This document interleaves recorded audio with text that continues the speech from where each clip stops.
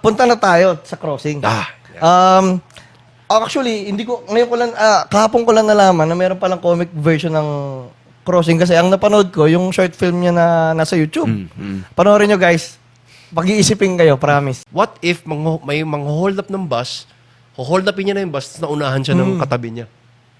So, yun na yun. Yun na yung pinaka-concept. So, dun nag-start yun. Saka natutuwa kasi ako dun sa short film na yun.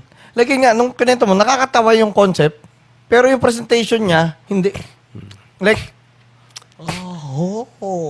Kasi, when you think about it, kung ikaw yung mang-hold up, tapos kailangan mo gawin yan, na ayaw mo namang gawin, pero kailangan mo gawin. Hindi na yan comedy. Oo. Drama na yan. Totoo Para yan. nakakatawa pag tayo nanonood, di ba, pag nakakanood tayo ng mga sapakan sa kalsada, parang, mukha silang tanga, no? Pero sa kanila, drama na to. So, yan ang, one of the philosophies of crossing was that. And si Gabriel Arcangel, security guard na naging criminal because this book is dedicated to Edsel, my dear departed friend.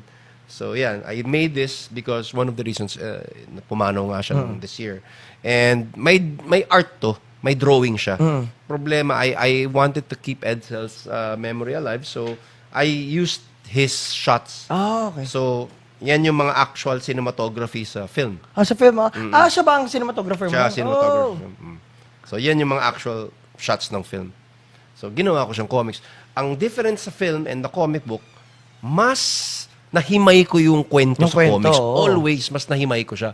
Mas maraming elements dito sa comics than the film. So, yan, that's crossing. And, I hope humabol tong show mo before yung launch nito sa 23. Kailan ba? Kailan? Sa 23 and 24 sa Comic-Con Grande. Comic-Con Grande is happening on November 23 and 24. Ipapalabasin yung short film and I'll talk about the comic book also. Comic book, And this is one of the few times na nauna yung film before the comics. Usually comics ang nauna, then yung film. Ito, for some reason, nauna yung film. Sinulat ko siya as a comic book talaga. Nung pinresent ko sa mga kaibigan ko, comics yung nasa isip ko. Gets.